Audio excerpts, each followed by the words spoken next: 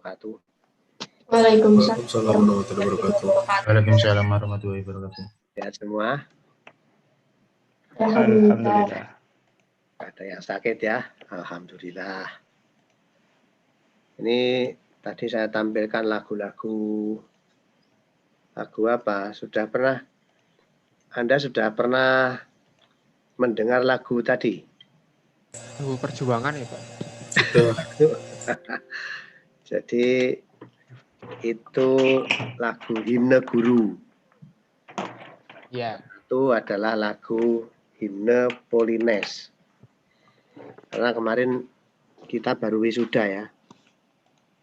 Kemarin baru wisuda sehingga ini suasananya suasana kakak-kakak kelas Anda itu pada kondisi pandemi ini kemarin wisuda daring.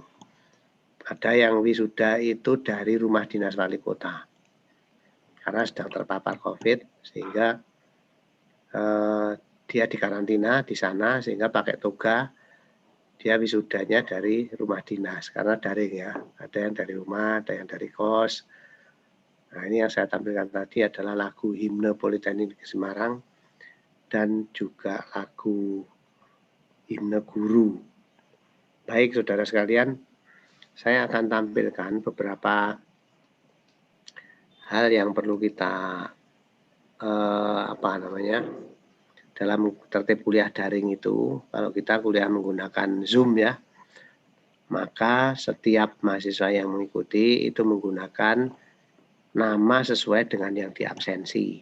Jangan nama panggilan yang tidak sama dengan absensi ya. Dulu ada namanya apa itu ya?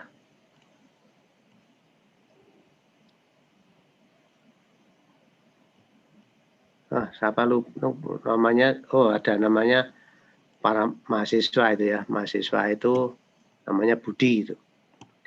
Budi Setiawan. Nah, namanya Budi Setiawan. Tapi dipanggilnya apa? Dipanggilnya pesulap gitu. Nah, itu dipanggilnya pesulap. Teman-temannya manggilnya pesulap. Itu saya tanya itu. Kenapa kok dipanggil pesulap itu?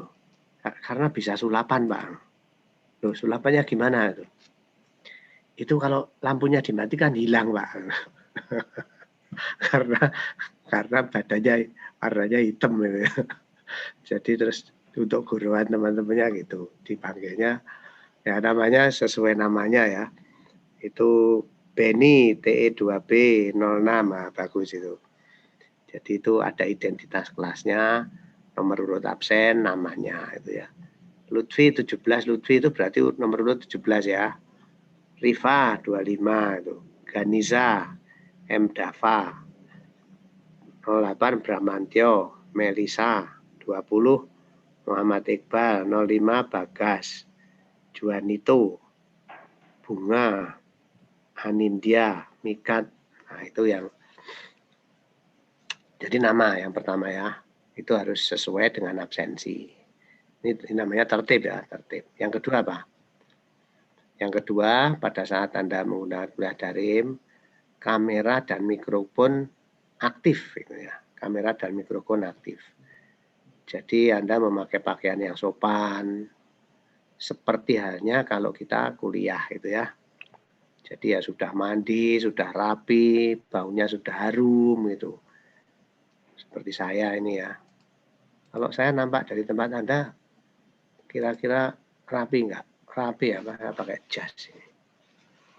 Saya pakai masker, ini maskernya saya lepas. Nah ini, saya sudah mandi. Kalau Anda mendekat dengan saya, baunya harum gitu ya. Saya pakai parfum. Tahu nama parfumnya? Nggak tahu, Pak. Jimmy Man. Belinya di Purwokerto. Di mana belinya? Di Nitip Josandi ya Pak?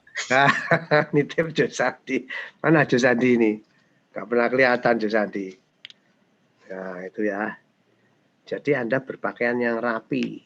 Kalau orang Jawa mengatakan ajining diri ono lati, ajining rogo ono busono. Kalau kita ingin dihargai orang, maka berbicara yang baik dengan kalimat-kalimat yang menyenangkan, nah, gitu ya, dengan raut muka yang berseri-seri, dengan banyak senyum, gitu ya. Jangan cemberut, jangan bernada menekan. Ada ya orang bernada menekan ya, ngomongnya itu cemberut. Saya nggak bisa nirukan ya, karena memang saya kalau bicara selalu tebar pesona, gitu ya, dengan banyak senyum. Gitu. Nggak tahu ini sejak dari dulu ya, sejak dari dari kuliah.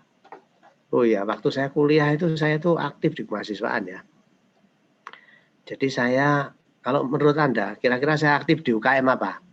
Menurut Anda boleh nebak ya, tebak-tebakan aja, boleh salah itu. Kira-kira di mana? BEM mungkin, Pak. BEM. BEM ya? Enggak. Yang lain boleh? Enggak ya? Kopma, Pak. Kopma. Iya. Saya itu aktif di UKM sepak bola. Jadi waktu saya masih muda, saya itu hobinya sepak bola. Kenapa hobi sepak bola? Karena rumah saya itu, jarak 100 meter dari rumah saya itu ada lapangan sepak bola. Sejak SD ya, jadi sepak bola. Sampai begitu masuk di Brawijaya, saya ikut tim Brawijaya 82. Sebelumnya saya ikut tim di Blitar sana, Amfibi. Ya. Amfibi itu divisi 1 Blitar. PSBI, Persatuan Sepak Bola Blitar Indonesia. Nah itu saya jadi ya mulai SMA itu saya sudah ikut suratin, pernah ya, ikut piala suratin. Jadi agak-agak pinter bal-balan ya saya. Terus akhirnya waktu saat di Malang saya terpilih jadi salah satu tim Persema. Jadi sepak bola itu ya, ya. Teman-teman saya itu ada yang di Perkesa Mataram, ada yang di Bali Yuda, ada yang jadi ada yang di ini di apa? Niak Mitra ya. Waktu itu ada Niak Mitra. Terus dia akhirnya jadi pelatih PON Jawa Timur. Tapi belum lama ini meninggal. Ya pas dia ngelatih tiba-tiba terserang jantung. Meninggal ya. Ya memang usia kita tidak tahu ya. Nah itu hobi saya waktu kuliah. Tapi waktu itu saya juga jadi asisten teknik elektronika. Nah jadi gitu. Jadi pada saat itu belum ada handphone ya. Handphone nggak ada. Nah terus untuk komunikasi apa ngebreak gitu. 2 meter band ya. Seperti Pak Iko Supriyanto itu loh. Cuma saya nggak rajin ngurus call sen. Waktu itu punya call sen apa itu. Hanya data itu. Terus nggak saya urusin karena ibu saya nggak setuju. Karena kalau sudah ngebreak itu terus nanti lupa waktu gitu ya. Terus nanti gerudak-geruduk dengan teman-temannya, terus saya nggak boleh. Bapak saya itu kebetulan tentara itu ya. Jadinya ya nggak boleh ya sudah, saya nggak ngebreak lagi. Nah, terus akhirnya kuliah lulus dari Brawijaya itu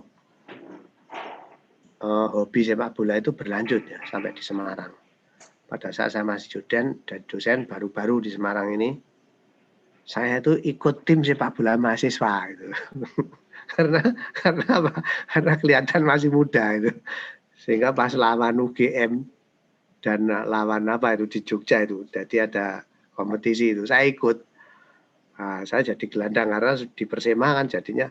Nah itu saya ketemu dengan Untak gitu. Untak itu di situ ada Ahmad Muharia gitu. Nah, itu tahu saya itu. Loh, kamu kan kok masa jadi mahasiswa Polines nggak mungkin lu dari Brawijaya. Nah itu. Tapi ya nggak apa-apa, akhirnya juara ya, Polines juara itu. Yang itu dari mahasiswa yang tidak dari mahasiswa itu saya dan Pak Yatno. Pak Yatno itu dari masih muda di bawah saya setahun. Nah, saya masih muda juga waktu itu ya. Saya masuk di tahun 88 itu berarti usia saya berapa? 27 tahun ya. Mahasiswa ya, kalau dosen masih muda sekali ya. Sehingga ikut itu nggak kelihatan. Nah, terus saya mengembangkan diri untuk mengajar ini dengan saya terus akhirnya dekat dengan teman-teman di Telkom. Akhirnya saya ditawari ngajar waktu itu multiplex digital. Multiplex digital. Oh, enggak begitu. Sebelumnya ada pelatihan ya, ada pelatihan multiplex, ada pelatihan apa itu ya, lupa saya. Saya pokoknya ikut daftar, boleh akhirnya. Boleh. Oh, enggak. Jadi gini ceritanya.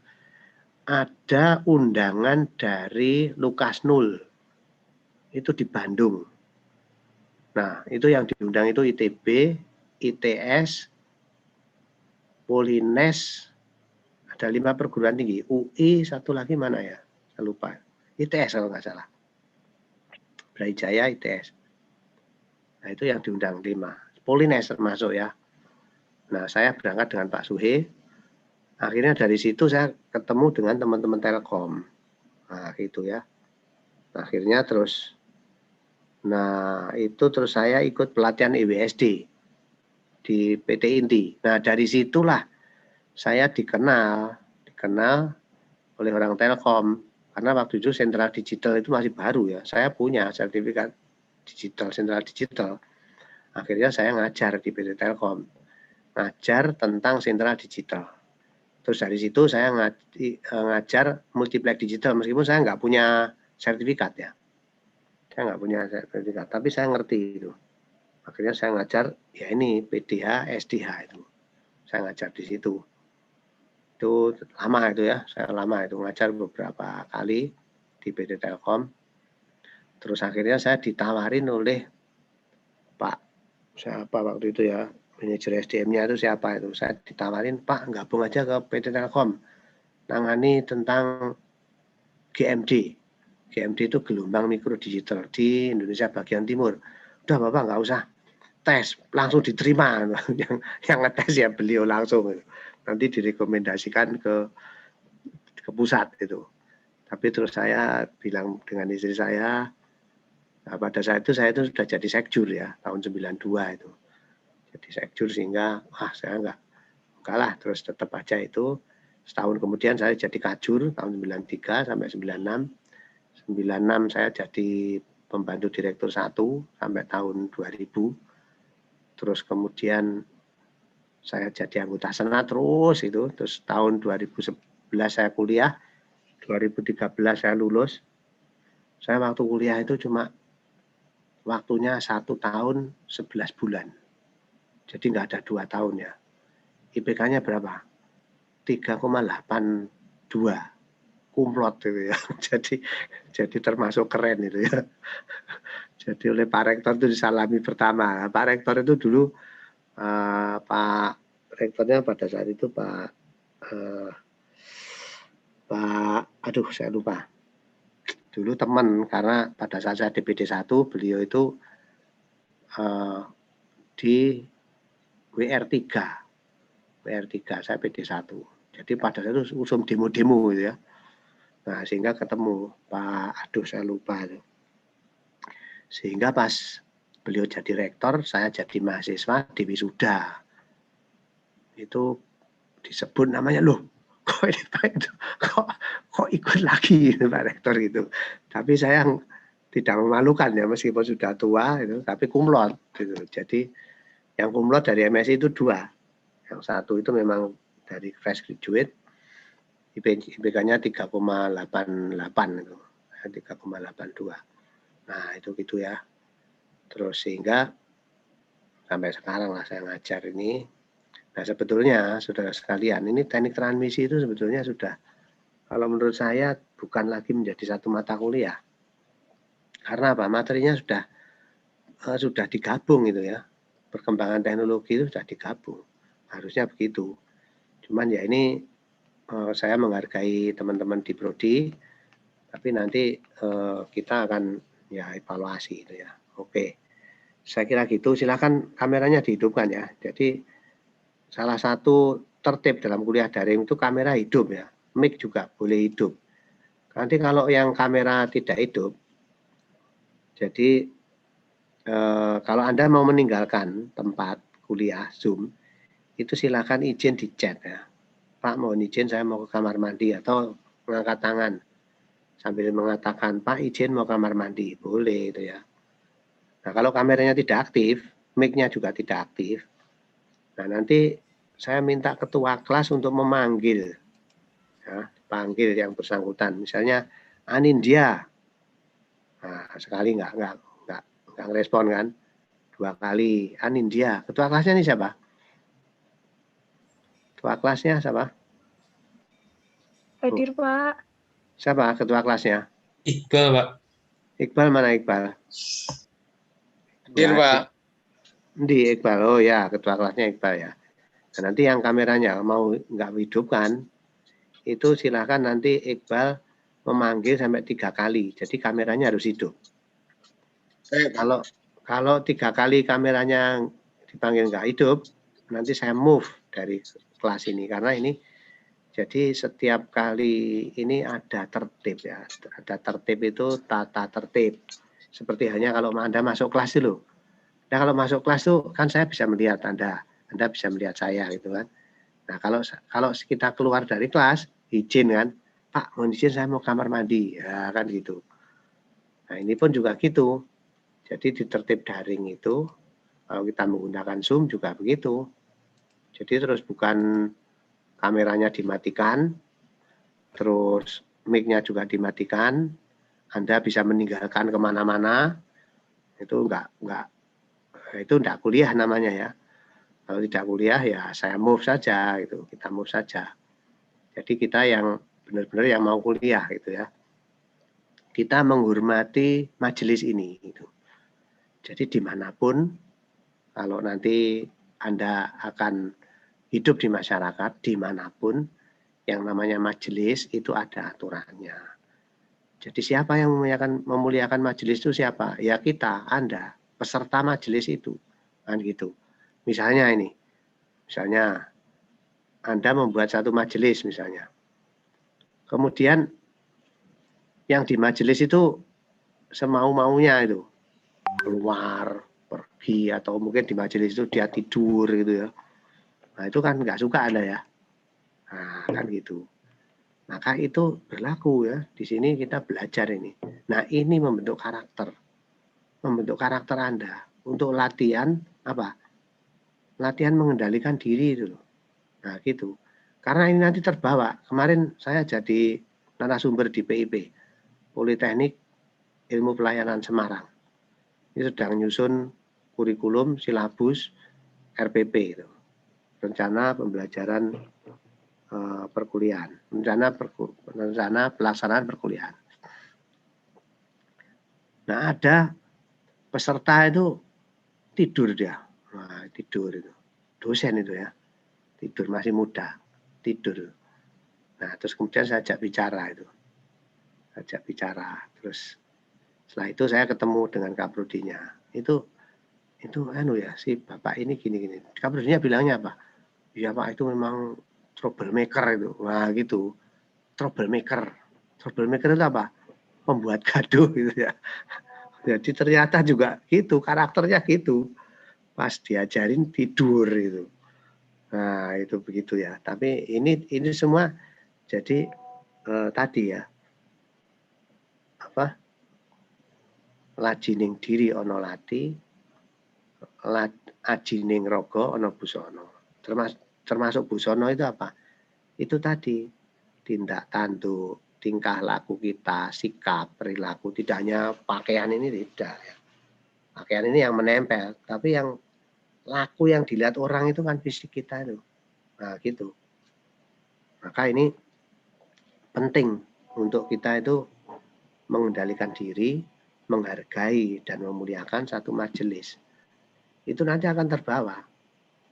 Enggak berarti terus Anda, wah saya kalau pas kuliah semau-maunya, nanti saya kalau kerja saya akan mengikuti kerja. Enggak bisa. Karena itu terbentuk, watak itu terbentuk. Selama Anda kuliah itu dibentuk wataknya. Nah, jadi kalau Anda pada saat kuliah semau-maunya terus kerja langsung berubah, oh enggak bisa. Manusia itu bukan digital. Nah, bukan digital ya.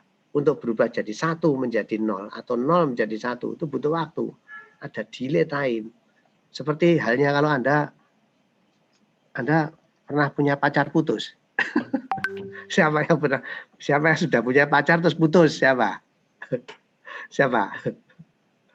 Ada nggak? Semuanya pernah, Pak. Oh, semuanya pernah.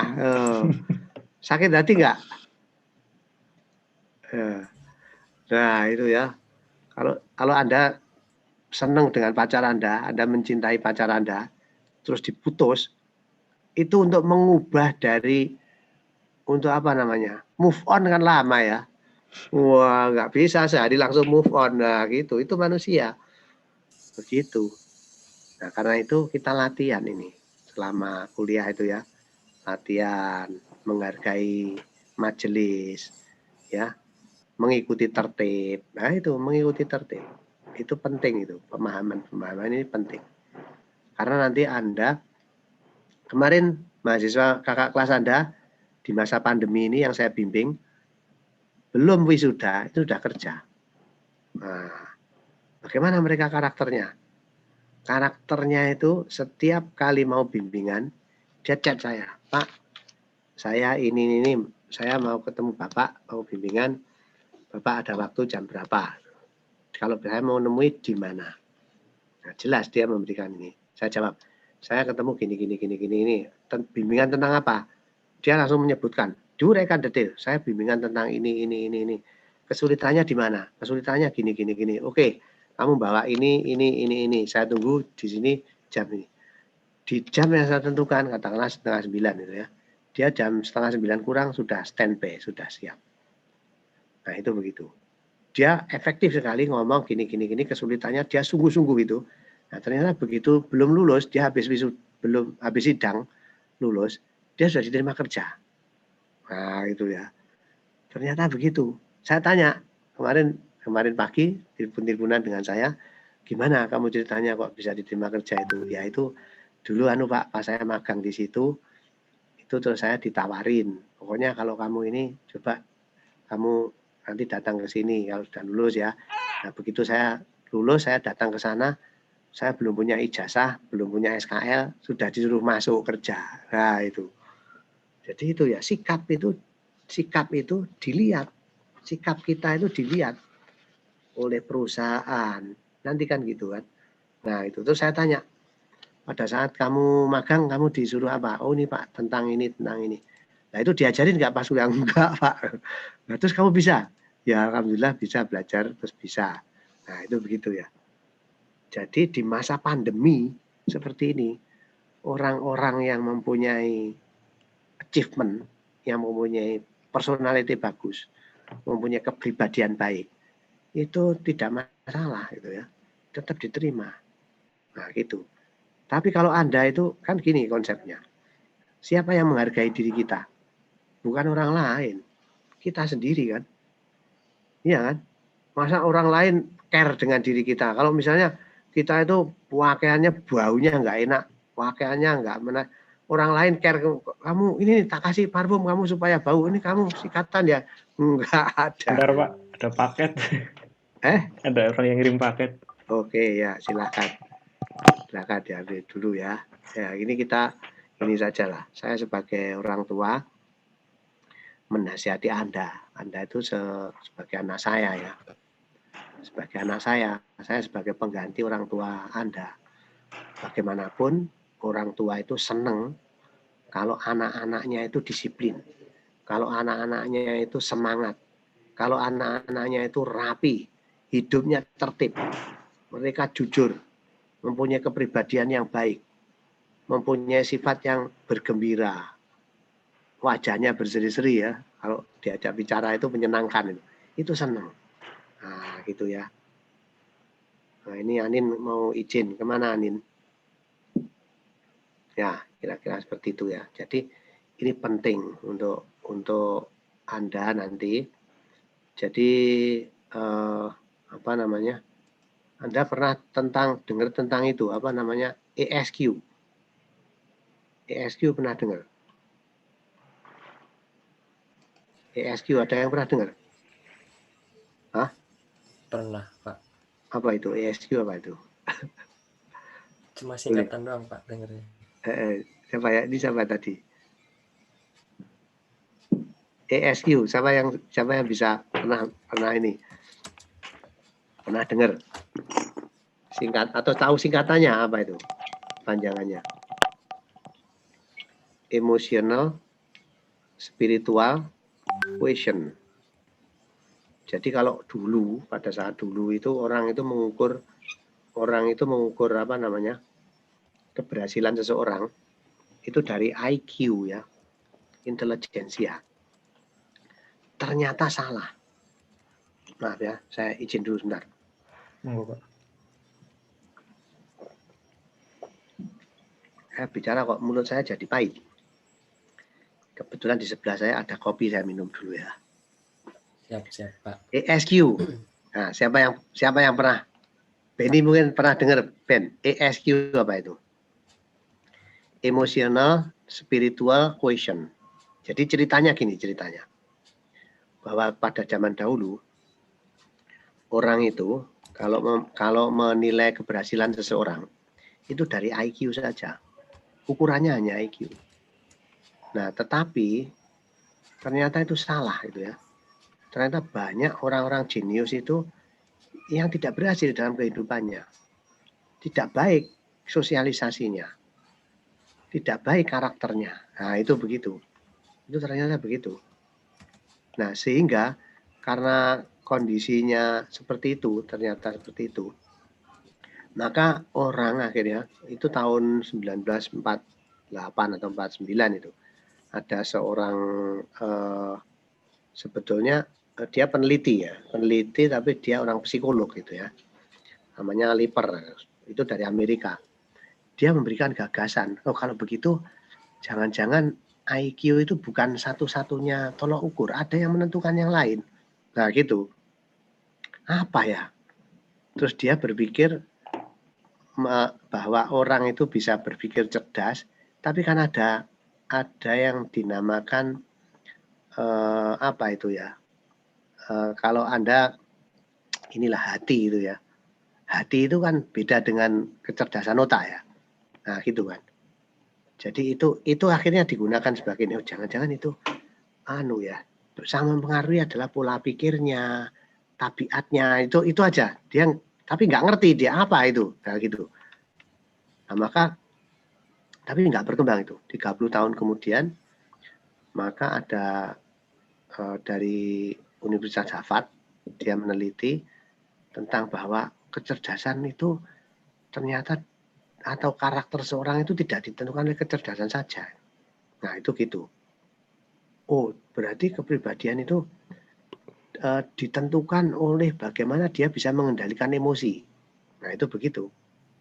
Yang dikatakan dengan kecerdasan emosi ya. Itu tahun sekitar ya 90-an 1980 berapa itu ya 88 atau jadi sudah di akhir-akhir itu. Nah, itu gitu. Nah, kemudian orang itu terus meneliti, oh ya benar itu. Ternyata benar bahwa kecerdasan emosi itu tapi apa yang mempengaruhi kecerdasan emosi itu ya. Nah, maka kemudian ada seorang yang dari apa itu dia seorang peneliti itu ya. Namanya Daniel Goleman itu tahun 90-an berapa itu ya. 90 sudah 96, 97, 98 itulah. Jadi saya sudah jadi dosen waktu itu. Maka dia mengemukakan tentang emotional quotient yang dihubungkan dengan spiritual. Dia teliti itu. Nah, orang-orang yang berhasil itu, yang itu apa yang menentukan? Nah, ternyata kecerdasan emosi itu dipengaruhi oleh pengamalan nilai spiritual. Nah, itu yang dinamakan dengan ESQ itu, emotional spiritual quotient. Jadi emosi, kecerdasan emosi yang dipengaruhi oleh nilai-nilai spiritual. Yang akhirnya sekarang berkembang ya. Sekarang di Indonesia itu Pak siapa itu Ari Ginanjar. Tapi sebetulnya nggak begitu. Jadi itu suatu kalau spiritual itu laku gitu ya. Apa laku itu apa? Kalau orang Jawa itu laku. Kalau orang Jawa mungkin kalau Anda punya kakek ya terutama ya atau nenek bisa jadi ya. itu ngelakoni. Nah, pernah dengar ya? Ngelakoni, apa itu ngelakoni itu? Melakukan. Tidak hanya melakukan. Jadi yang dimaksud ngelakoni dalam itu misalnya Melangkah. Puasa. Nah, itu ngelakoni. Puasa. Kemudian dia bertapa itu ya. Kalau zaman dulu orang kan begitu, orang-orang sakti itu dia bertapa itu kan. Puasa. Nah, tirakat juga katanya, Pak. Gimana? Tirakat. Tirakat. Nah, dia tirakat untuk nakit gitu. Itu laku. Nah, spiritual itu sebetulnya suatu apa yang kita lakukan mulai dari bangun tidur sampai tidur kembali. Itu spiritual. Kan begitu. Nah, itu diajarkan di mana? Di agama. Karena itu para nabi rasul diturunkan ke dunia itu untuk membuat manusia hidupnya bahagia, bukan menyengsarakan manusia. Supaya manusia itu bahagia hidupnya, supaya dihindarkan dari bala, bencana, kesulitan-kesulitan hidup. Supaya nanti setelah lepas dari hidup di dunia itu bahagia di surga sana gitu. Itu kan gitu. Nah, untuk itu dia perlu melakukan ini dan itu gitu kan. Nah, orang Jepang itu pernah teliti itu. Jadi air yang dibacakan dengan kalimat-kalimat tauhid. Kalau orang agama itu ditarhib. Kalimat-kalimat tauhid. Artinya berzikir di dekat air, menyebutkan kebesaran Allah, memuji keagungan Allah terhadap air. Ternyata air itu setelah diteliti, molekul-molekulnya itu menjadi molekul-molekul yang sangat apa namanya? Sangat bagus susunannya. Tidak kacau. Nah, itu begitu ternyata. Yaitu air ya. Itu diteliti oleh orang Jepang. Kan aneh itu. Karena itu kan kalau Rasulullah itu kan mengobati orang sakit kan cukup dengan air. Dibacakan mantra-mantra. Kalau orang Jawa mantra-mantra. Tapi itu ya sebetulnya kan apa namanya? Kalimat-kalimat permohonan kepada Allah itu. Nah, itu membuat air itu menjadi baik, susunan molekilnya itu menyehatkan manusia itu. Nah, bagaimana kalau kita itu setiap hari melakukan dan sel-sel kita itu mendengarkan, kan dengar itu sel kita, maka sel-sel kita, hati kita itu akan tumbuh menjadi baik, diajak taat kepada Allah. Nah, itu seperti itu ya. Tidak hanya itu, akhirnya pola pikirnya, emosinya itu terkendali. Nah, itu begitu. Itu yang dinamakan kecerdasan emosi. Ada apa itu ya? Saya pernah melihat film apa yang Woman itu, apa Pretty Woman atau apa itu.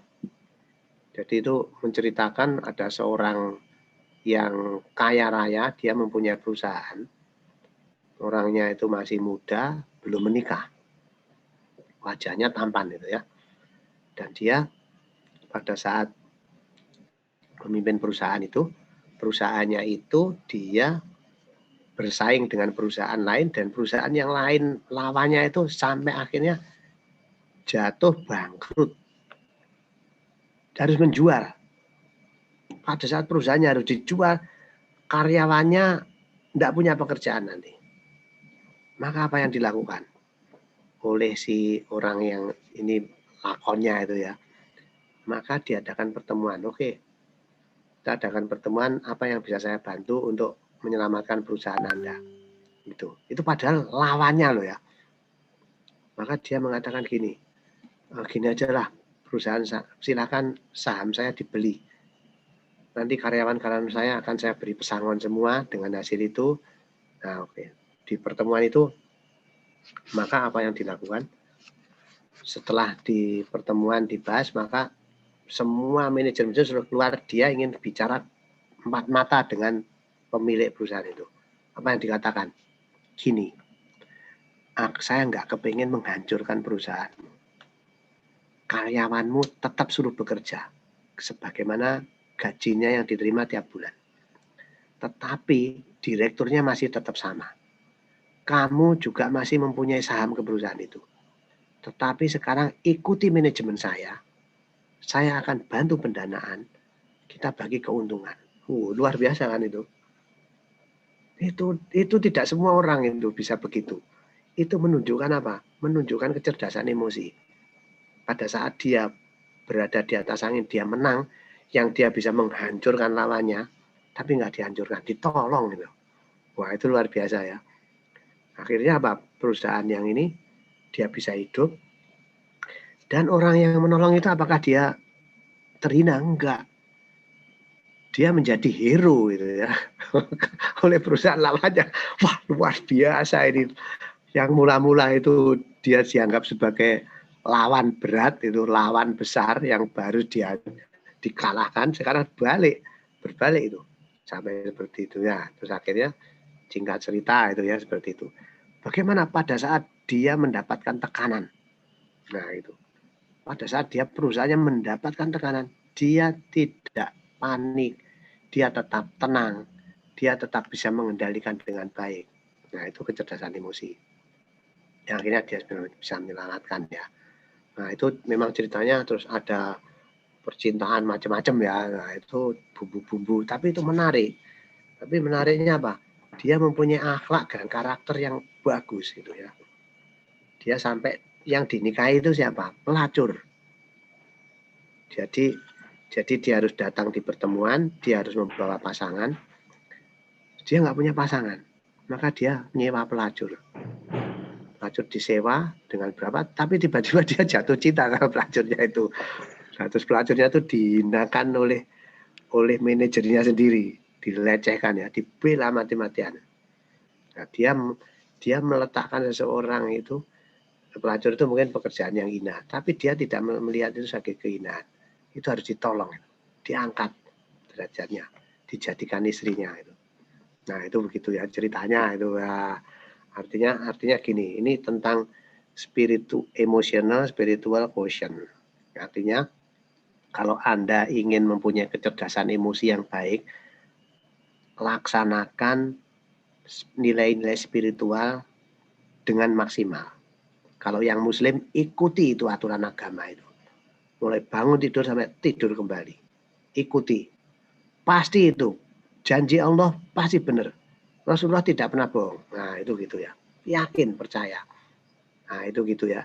Ini pesan ini selalu saya sampaikan kepada para mahasiswa saya. Anda sekarang kelas 2, Anda 1,5 tahun lagi, 2,5 tahun lagi ya. Berapa? 2,5 ya, 2,5 tahun lagi ya. Anda akan lulus dari Polines. Ayo, kita rebut posisi yang Anda inginkan. Nah gitu ya. Nomor 1, itu bahkan orang mengatakan, yang nomor 1 sekarang dilirik oleh perusahaan itu bukan, itu yang ngomong Pak Kukuh Samoro. Pak Kukuh Samoro itu orang kedua di SL Kemendio, sekarang sudah keluar. Dia mengatakan bahwa dia kalau merekrut pegawai bukan dilihat dari IP-nya, bukan dilihat dari kompetensinya. Yang nomor 1 dilihat dari apa? Dari kepribadiannya, dari soft skill-nya. Nah, terus saya waktu itu saya ngomong, Pak Kukuh, kok bisa gitu? Pada saat Pak Kukuh itu masih mahasiswa, saya yang uji. Tapi dia akhirnya jadi manajer top ya di sana. Mobilnya itu yang ada lingkaran 3 itu, apa itu? Lingkarannya 3. Kalau Mercy kan pakai huruf 3 roda, Pak. 3 roda. Itu semen, Ding. bukan 3 roda. Audi, Pak. Audi. Ya, Audi. mobilnya Audi ya. Pada saat itu Audi itu mobil mewah itu. Dia punya mobil Audi itu. Nah, dia mengatakan gitu.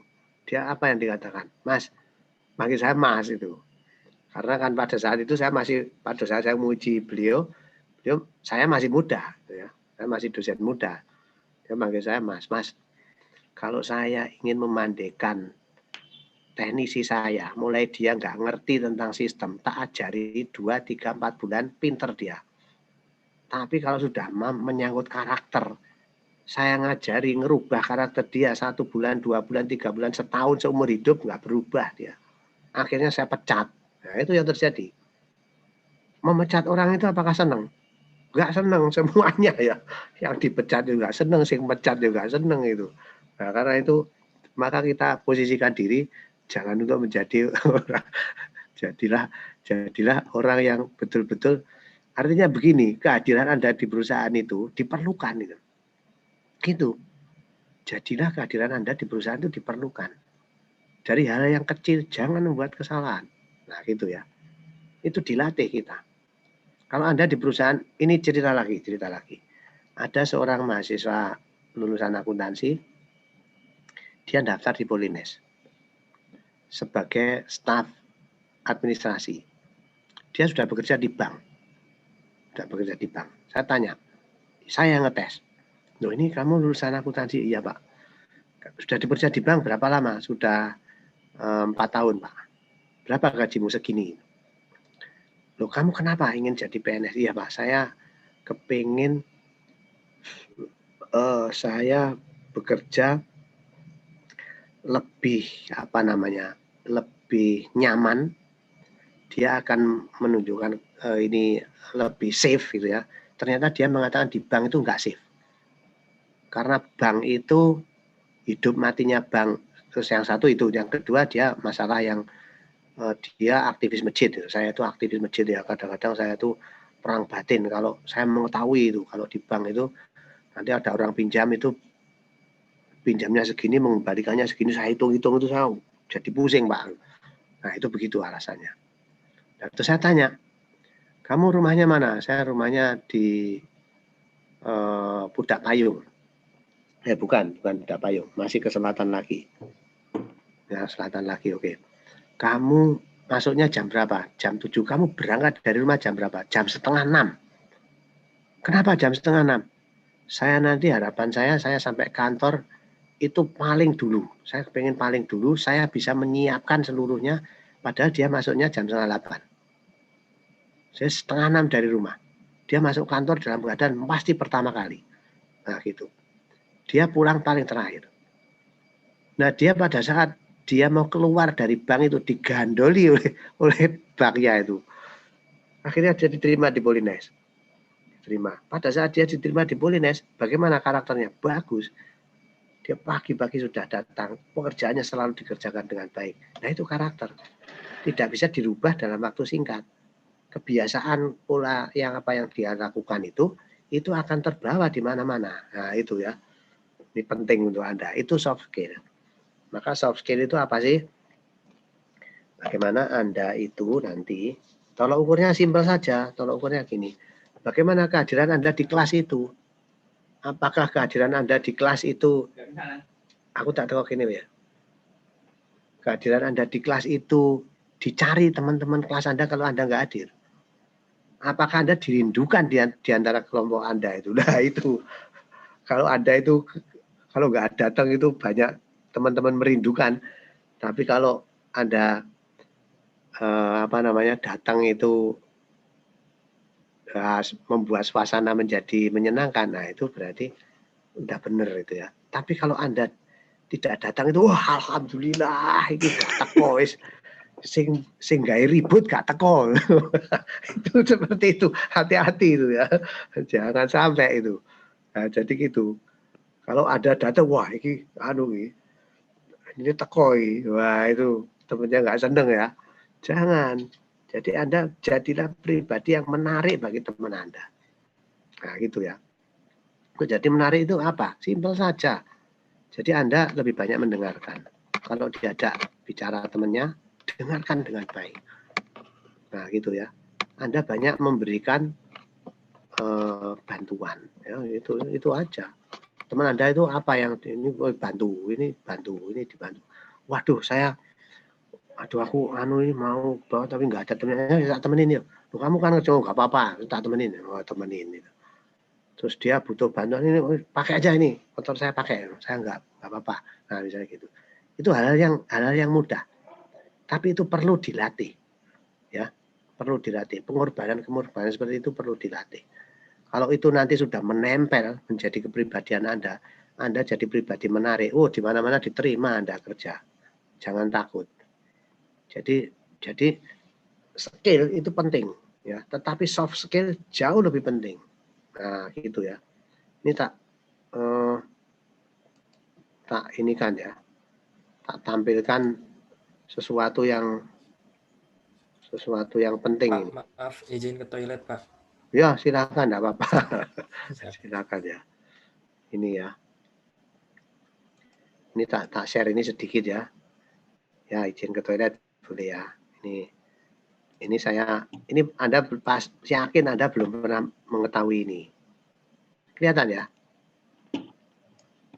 Apa yang Anda lihat?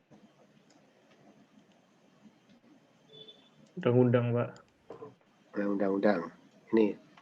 Ini Undang-Undang Republik Indonesia nomor 12 tahun 12 tentang pendidikan tinggi. Saya yakin Anda belum pernah baca. Belum ya? Belum. Pernah. Belum pernah. Ini tentang Undang-Undang Pendidikan Tinggi. Apa yang dikatakan? Ini. Pasal 35 ayat 2. Kurikulum dalam tentang kurikulum bahwa kurikulum pendidikan tinggi dikembangkan oleh setiap perguruan tinggi dengan mengacu pada SNPT untuk setiap program studi yang mencakup pengembangan satu ini, kecerdasan intelektual. Kecerdasan intelektual itu apa? Nanti ada ceritanya. Yang kedua apa? Akhlak yang mulia. Yang ketiga apa? Keterampilan. Jadi kecerdasan intelektual nomor 1, akhlak yang mulia nomor 2, keterampilan nomor 3. Tetapi kebanyakan kan 1, 2 ini lewat ya. Seolah-olah Anda belajar di Politeknik itu tentang keterampilan toh. Padahal kalau di Telkom, kalau mungkin saya sejak kelas 1 saya sering ngomong itu kan, mungkin sering Anda dimarahi oleh Pak Arif, oleh Pak Thomas ya. Benar ya? Itu dalam rangka apa? Dalam rangka untuk menggembleng Anda itu menjadi ini tuh. Jadi Anda mempunyai akhlak yang mulia, Anda mempunyai kecerdasan intelektual yang baik. Kecerdasan intelektual itu apa? Ini seperti ini. Nah ini. Jadi kemampuan seorang menggunakan pola pikir ilmiah untuk mencapai tujuan. Pola pikir ilmiah itu apa? Jadi Anda menggunakan data-data untuk berbicara, untuk berpendapat. Nah, itu ilmiah. Nah, gitu ya, ada dasarnya. Jadi ini bertindak secara terarah, berpikir objektif, berinteraksi secara efisien. Nah, itu yang kecerdasan intelektual. Ini harus di selama Anda kuliah itu di situ nanti belajar ya. Terus di samping itu kalau akhlak mulia itu apa? Ini perilaku manusia sesuai dengan aturan, norma, etika, sikap rela berkorban, jujur, sopan, santun, tawakal, adil, sabar, mensikapi keadaan dengan introspeksi. Ini ada satu cerita ya. Ini ada satu cerita. Ada seorang siswa yang namanya Jason itu. Dia pandai, terpandai di kelas itu bahkan. Tapi kemudian seorang gurunya fisika yang namanya Puligruto itu dia memberikan nilai 80 itu B. Apa yang terjadi? Padahal Jason itu dia bercita-cita ingin masuk di Fakultas Kedokteran di Harvard University. Tetapi karena dia dapat B, fisika, wah nggak bakalan dia diterima. Apa yang terjadi? Marah Jason. Marahnya nggak main-main. Dia ambil pisau, datang ke sekolah, cari Pak Puligruto. Nah, bayangin itu. Berarti orang yang cerdas itu tidak menjamin bahwa dia mempunyai akhlak yang mulia. Nah, itu ya. Nah, itu mau dibunuh itu Puligrutonya itu. Dibawakan pisau. Nah, ini kan sesuatu yang enggak itu ya. Nah, karena itu penting ini. Ini penting. Nanti Anda akan belajar bagaimana ini ya. Nah, kalau yang namanya keterampilan, nah itu yang sekarang digembleng-gemblengkan seolah-olah keterampilan. Yang 2 itu lupa. Padahal itu penting. Karena itu ini tolong Anda juga siapkan ya. Bagaimana Anda itu menyiapkan diri untuk menjadi manusia yang sempurna. Nantinya ya. Itu sih kalau yang bunga. Dengar bunga. Bunga nggak kelihatan wajahnya ya. Kamu sudah mandi belum bunga? Udah. Kan bunga itu nanti kamu udah punya pacar bunga? Belum, Pak. Oh belum. Nanti kamu akan dilamar oleh seorang pangeran itu ya. Kamu akan dilamar, akan mempunyai mertua itu kan. Kan itu. Nah, benar ya. Nah, bagaimana kita menyiapkan diri? sebagai sosok pribadi yang pantas untuk dilamar, kan gitu. Penting itu ya. Nah, jadi itu penting, harus kita siapkan mulai dari sekarang. Demikian juga yang cowok-cowok itu. Anda kan akan melamar seorang wanita nanti. Ya Ben, ya. Ben udah punya pacar, Ben? Belum, Pak. Wah, belum ya. Kok belum juga? Yang sudah punya pacar siapa ini? Ganis. Ganisa udah punya. Anin. Lur. Hah? Padlur. Aninja udah punya pacar ya? Adlur, Pak. Sudah Oh, itu, belum. Pak. Adin, Pak. Aninja ya. Ya, artinya begini loh. Kita harus menjadi pribadi yang menarik. Itu intinya gitu ya. Itu kalau di dalam Al-Quran, ya ayyuhalladzina amanu. Ya ayyuhalladzina aman. Ya ayyuhalladzina amanu. Apa itu? Ya ayyuhalladzina amanu. Ya orang-orang beriman. Ya ayyuhalladzina amanur ku'u wasjudu wa'budu rabbakum faf'alul khaira. Nah itu. Ya ayyuhalladzina amanur ku'u. Ya orang-orang beriman rukuklah, urku'u wasjudu, sujudlah. Wa'budu, sembahlah Allah. Terus apalagi? Selanjutnya faf'alul khaira. Faf'alul khaira itu apa? Tebarkan kebaikan. Tebarkan kebaikan itu tebar pesona ya. Tebar pesona.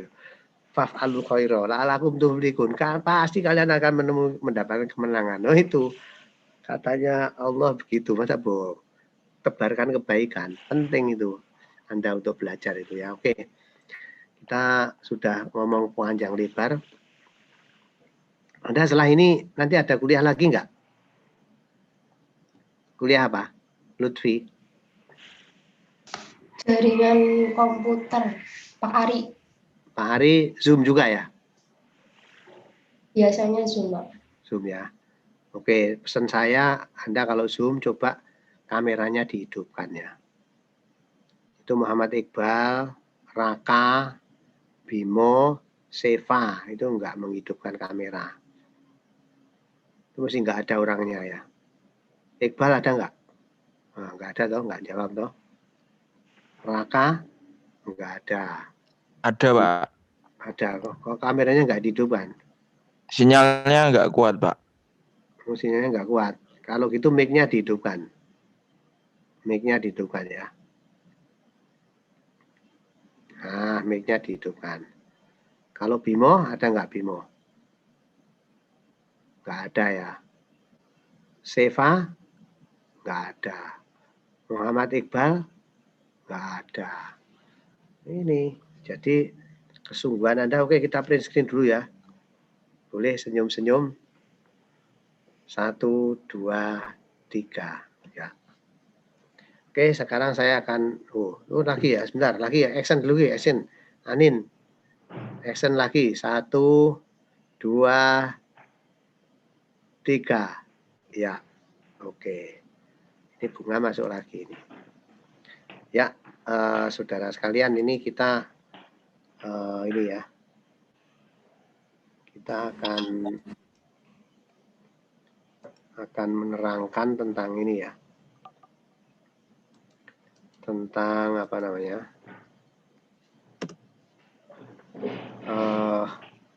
SDH ya. Tentang SDH.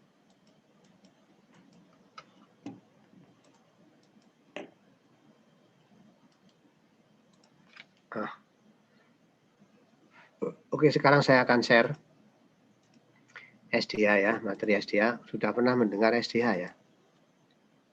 Lawannya PDH, Pak. Tapi belum baca. Belum baca ya. Saya sudah share itu materinya. Saya sudah share, jadi tentang SDH itu. SDH itu singkatan dari ini. Sinkronos Digital Hierarchy ya. Atau SONET. Ini kebetulan saya dapatkan dari Brawijaya, Pak Firman Tole, STMT itu. Materinya dari sana tak pakai aja ya. Sudah lama, ini tadi tertib daring ya.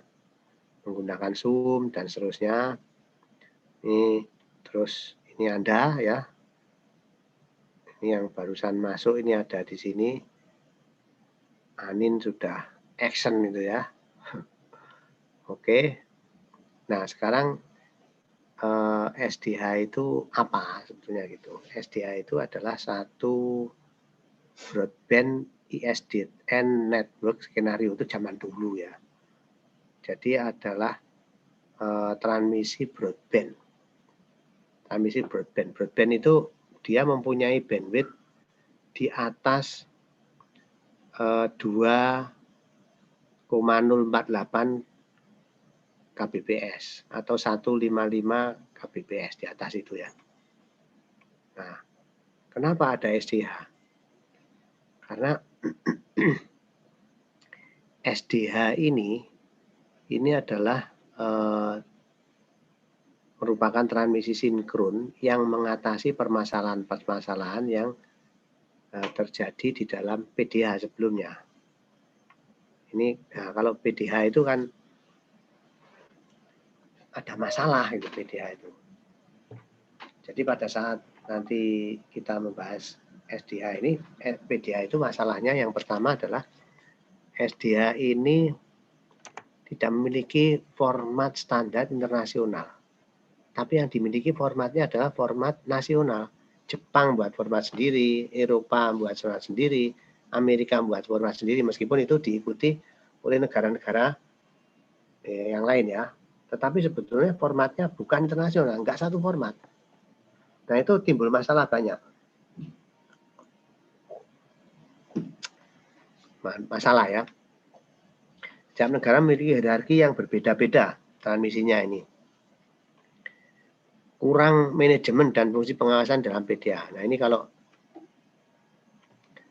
SDH ini merupakan standar internasional. Dia mempunyai pengontrolan yang baik, mempunyai self handling.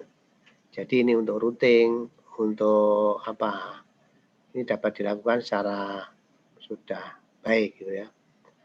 Terus service on demand ini berbasis pada customer needed gitu ya. Juga tentang bandwidth yang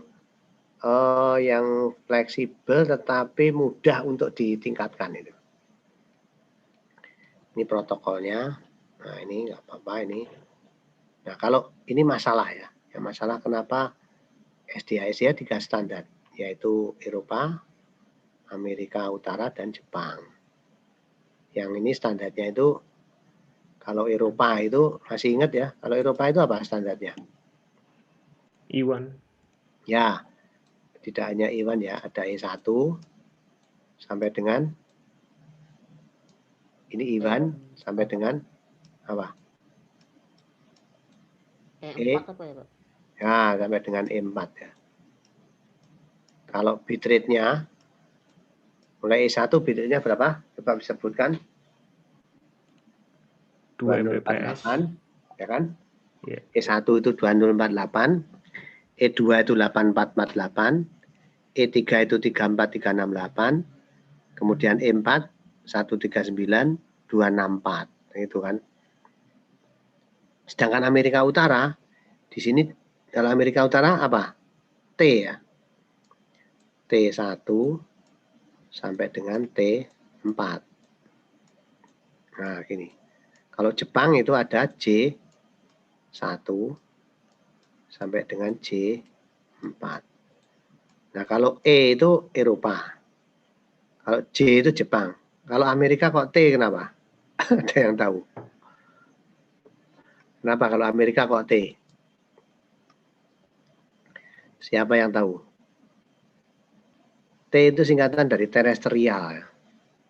Karena pada saat itu PDH itu di Amerika ini digunakan untuk komunikasi terestrial yang juga dinamakan sebagai terrestrial microwave. Nah, jadi ini terrestrial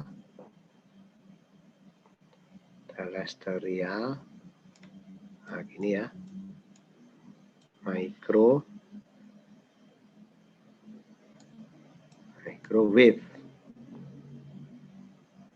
Ada nggak ya yang ini monitor yang bisa diurek-urek itu, yang terpisah dari laptop itu, dengan USB mungkin ada mungkin ya, atau pakai yang bisa komunikasi ini. Jadi kalau ngorek-ngoreknya di sini kan pakai mouse kan jelek hasilnya, tapi kalau mungkin pakai tangan kan lebih bagus ya. Ini terrestrial microwave. Terrestrial microwave. Jadi microwave itu ada dua, ada terrestrial microwave, ada microwave yang satu apa? Satelit. Nah, gini ya. Satelit. LT, satelit. Microwave terrestrial, microwave satelit. Nah, kalau terrestrial itu dikatakan terrestrial itu kenapa? Karena gini, karena dia kalau ini permukaan bumi ya. Saya gambarkan permukaan bumi ini segini. Nah, gini. Mungkin enggak bagus ya. Ini mungkin gini aja enggak. Nah, dia akan merambat itu di sini. Ini diperlukan antena. Ini ya. Terus ini ke sini.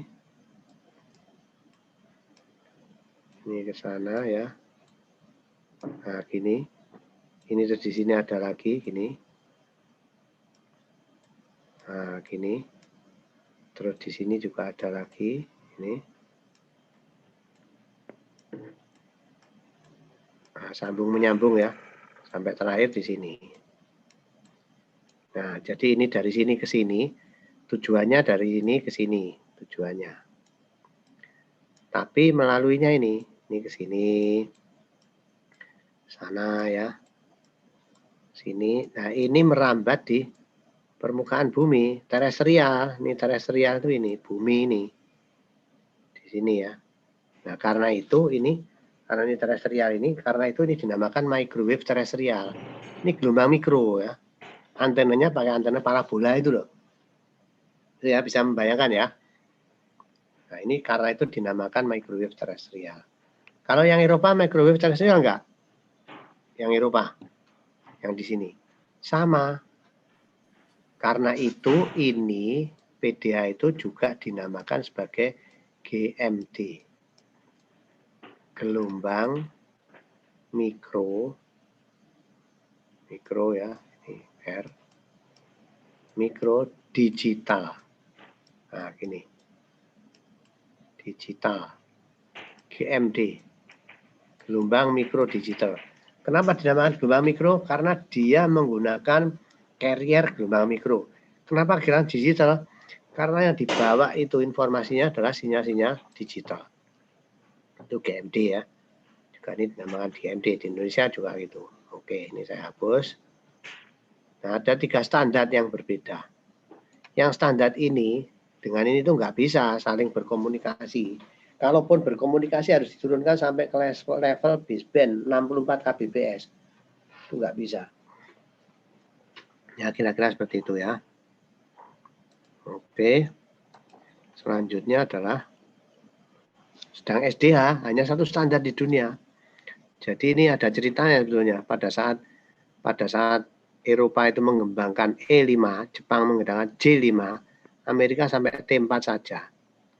Terus kemudian Amerika mengembangkan namanya SONET. Jadi ini berhenti sampai T4. Terus Amerika ini mengembangkan namanya SONET gitu ya. SONET. Tahu singkatan apa SONET? Siapa yang tahu? Benny, tahu Ben? Enggak, Pak. Ada yang tahu? Kalau Soneta tahu ya? Soneta tahu? Tahu, Pak. Kalau Soneta Tahu, tahu Pak. Anda. Hah? Soneta ya. Tapi ini SONET. SONET itu singkatan dari Synchronous Optical Network. Optical networking. Nah, jadi ini jaringan sinkron yang digunakan untuk fiberoptik. Ini yang buat Amerika. Jadi pada saat mereka sibuk T5, E5 ini ya. Ini E5 atau di sini ya. Ini E5. Di sini J5 itu ya. Jadi di sini dari E4 kan gini. Mereka membuat 5 dari J4 itu menjadi J5. Amerika enggak. T4 berubah jadi SONET. Nah, itu. Diawali itu. Kemudian SONET-nya itu itu dipamerkan ke CCITT karena perkembangan teknologi kan berkembang diketahui ya. Maka CCITT mengadakan pertemuan 3 negara itu, Eropa, Amerika Utara, Jepang, ditemukan oleh CCITT, oleh ITU ya. Kemudian diadakan pertemuan, diadakan pembahasan. Gimana ini? Oh ternyata SONET itu dia bisa menampung kanal-kanal Eropa, Jepang maupun Amerika. Oh, kalau gitu ngapain kita harus mengembangkan E5, J5 gitu. Maka CCITT menstop, tidak memberikan rekomendasi untuk E5 dan J5. Nah gitu. Maka CCITT membuat rumusan baru, diilhami SONET itu, jadilah namanya SDH ini, Sinkrono Digital Hierarchy. Jadi ini sebetulnya SDH itu diilhami oleh ini, oleh SONET itu ya. Nah ini gini, sebetulnya karena itu di SDH itu nanti sebetulnya standar frame-nya ini sama, sebenarnya sama, cuma nama-namanya beda supaya apa? Supaya nggak kelihatan kalau itu sama, itu sebetulnya sama. Karena itu di dalam awal, di dalam judul awal itu SDH garis miring SONET itu kan. Nah itu ceritanya begitu. Kira-kira gitu ya. Ada pertanyaan barangkali di sini? Kalau ada pertanyaan boleh. Ini Anda dengerin, ada yang nyatet enggak ini? Ada yang nyatet? Enggak ada ya? Cuma direkam, Pak. Oh, udah direkam ya? Nah, direkam. Oke, udah direkam. Boleh ada pertanyaan? Jadi SONET itu sebetulnya munculnya karena transmisi PDH itu sudah menyulitkan untuk interkoneksi antar negara. Nggak bisa. E4 komunikasi dengan T4 nggak bisa. Dengan J4 nggak bisa. Harus turun dulu sampai ke level broadband. Baru naik lagi. Nah, nanti di sini saya mungkin ada satu ilustrasi yang lain ya. Nah, sebentar ini saya yang lain itu ya. Mengajar. Saya punya materi yang lain, namanya apa ya? Digital modulation, SDH, PDH, SDH apa namanya? Teknik. Oh, sebentar saya cari. Ini ya, bentar. Nah, ini. Saya bisa tampilkan ini.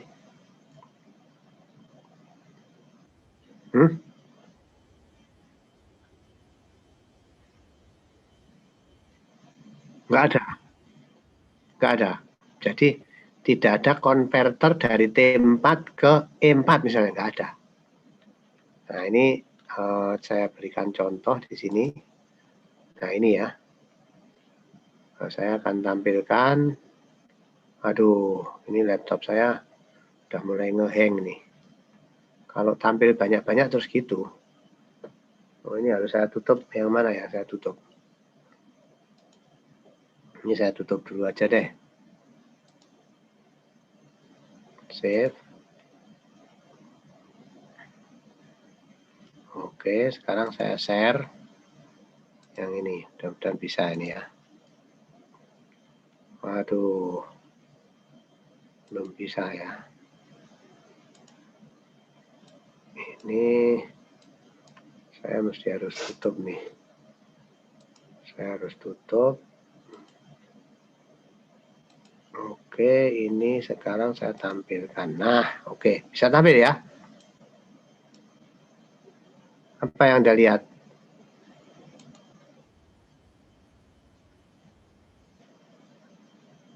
Ini ya.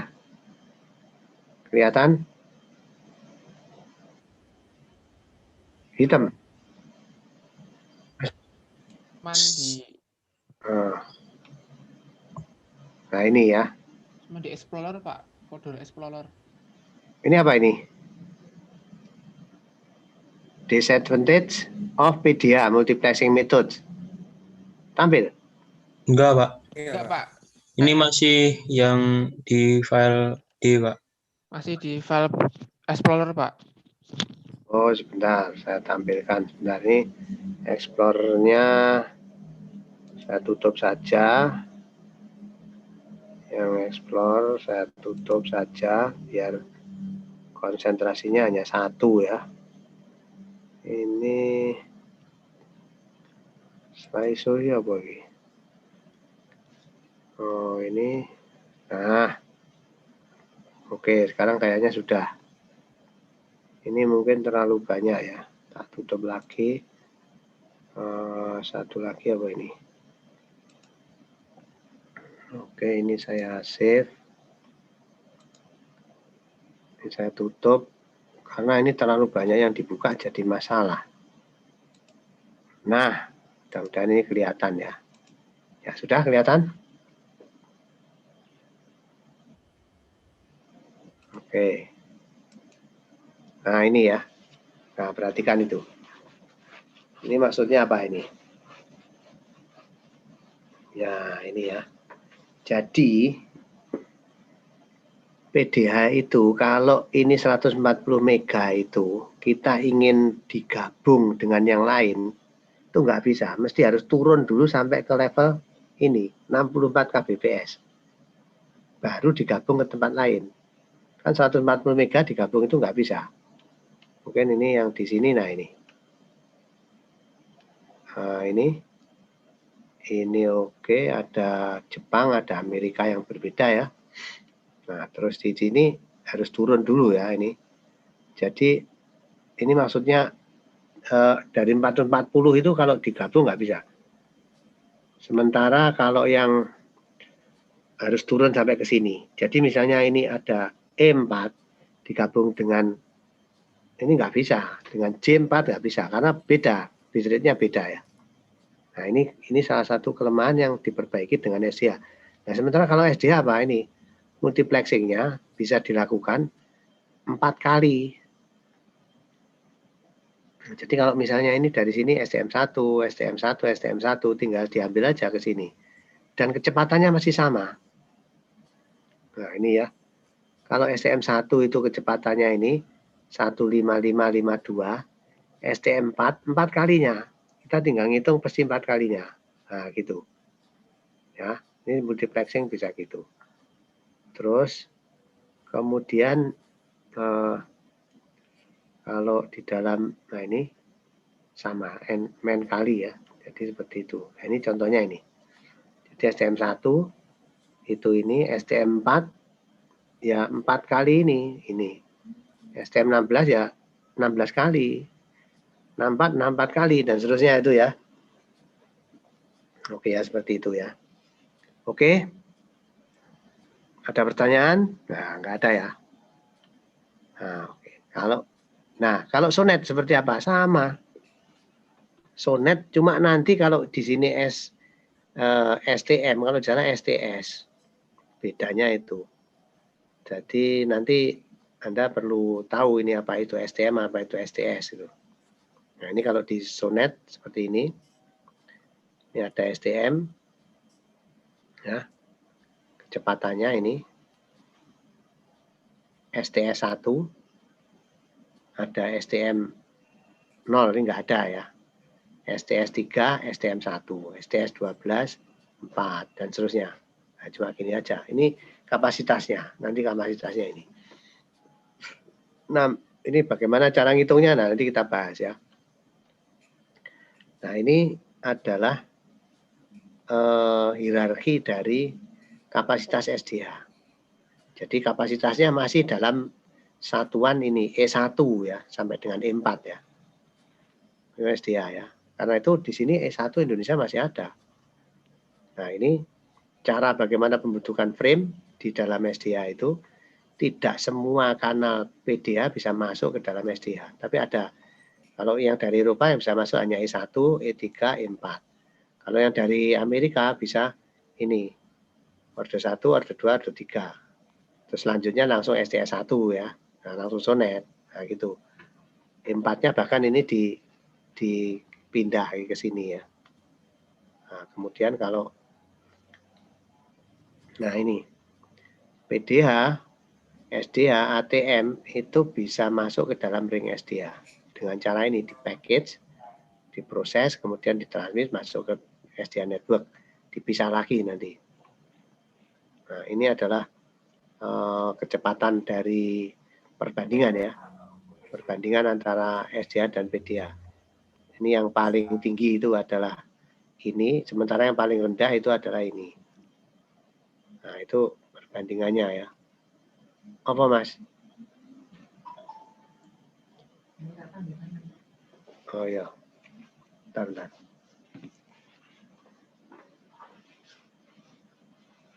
Oke, saya kira gitu ya. Ini sudah jam 8:30, nanti kita lanjutkan lagi. Hari Rabu malam gimana? Nanti ada ini enggak? Saya stop share. Hari Rabu malam atau Anda ada yang hari lain? Boleh disampaikan mungkin melalui Benny, boleh. Gimana Ben? Hari apa? Besok Rabu, sebentar saya lihat. Saya Rabu pagi ya. Jam berapa Rabunya?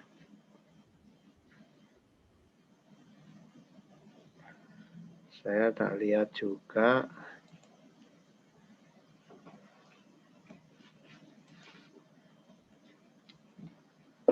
Rabu pagi.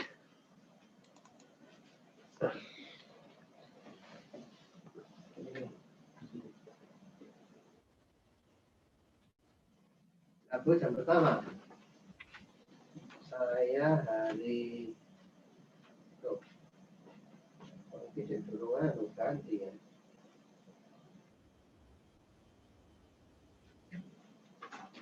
Hari Rabu jam pertama ya.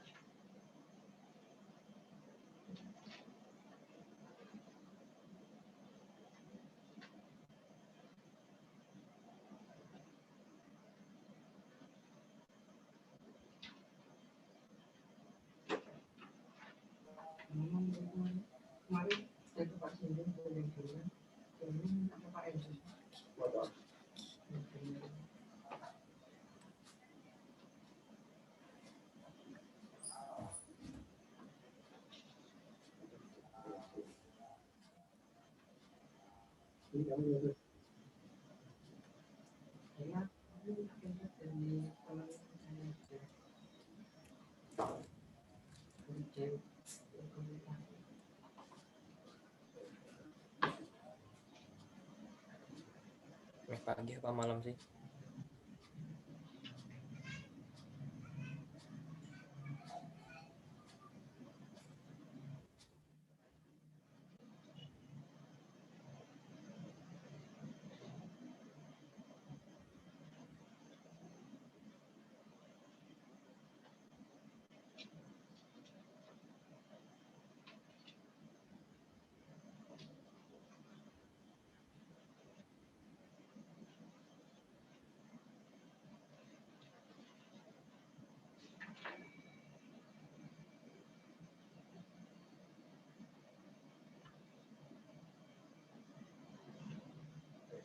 Ya.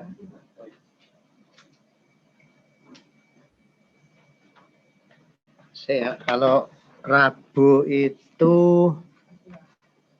saya ngajar Rabu jam 7 saya ajar dastel itu jam berapa Ben bisanya?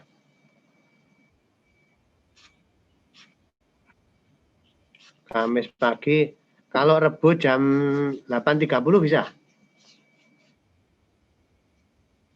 8.30 atau jam 9 ya. Tapi sebentar.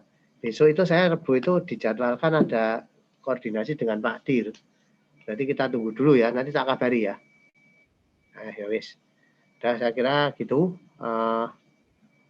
Saudara sekalian, kita ini lagi print screen. Boleh.